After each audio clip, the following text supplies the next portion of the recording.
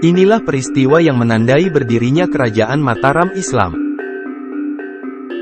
Kerajaan Mataram Islam atau Kesultanan Mataram adalah salah satu kerajaan Islam terbesar dan terkuat di Pulau Jawa yang berkuasa antara abad ke-16 hingga abad ke-18.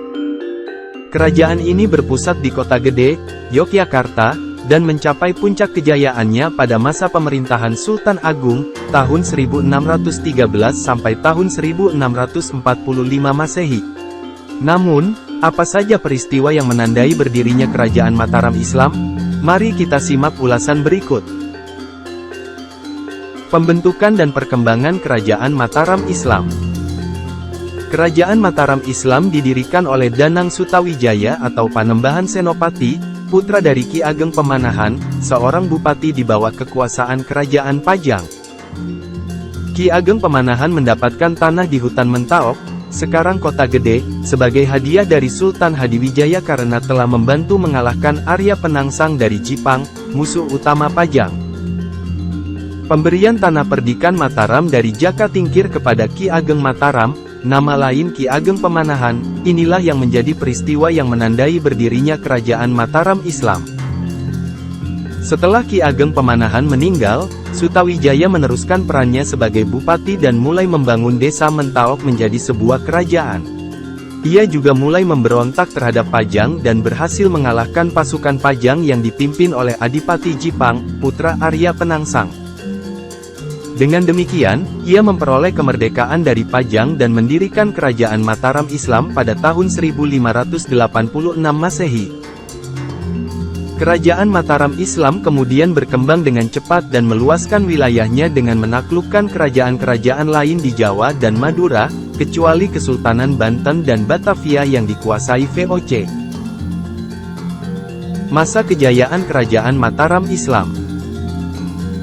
Masa kejayaan Kerajaan Mataram Islam terjadi pada masa pemerintahan Sultan Agung, tahun 1613 sampai tahun 1645 Masehi, cucu dari Panembahan Senopati. Sultan Agung merupakan raja yang bijaksana, berwibawa, berani, dan religius. Ia berhasil menyatukan tanah Jawa dan sekitarnya di bawah kekuasaannya dan mengembangkan budaya Jawa yang kental dengan nilai-nilai Islam. Salah satu prestasi terbesar Sultan Agung adalah menyerang Batavia, sekarang Jakarta, pusat kekuatan VOC, Verenigde Oostindische Compagnie, atau Perusahaan Hindia Timur Belanda.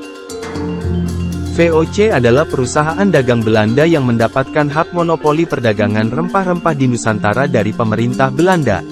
VOC juga mendirikan loji-loji dagang di pantai utara Jawa untuk mengendalikan perdagangan di sana. Sultan Agung melihat VOC sebagai ancaman bagi kedaulatan dan kesejahteraan rakyatnya. Ia pun memimpin 2 kali ekspedisi militer untuk merebut Batavia dari tangan VOC pada tahun 1628 dan 1629 Masehi. Sayangnya, kedua ekspedisi tersebut gagal karena kurangnya persiapan logistik dan strategi serta adanya wabah penyakit di antara pasukan Mataram.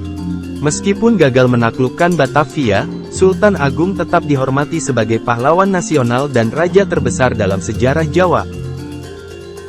Ia juga meninggalkan banyak warisan budaya, seperti pembangunan Masjid Agung Mataram, istana-istana di Karta dan Pleret, makam-makam raja-raja Mataram di Imogiri, serta pengembangan seni, sastra, dan bahasa Jawa.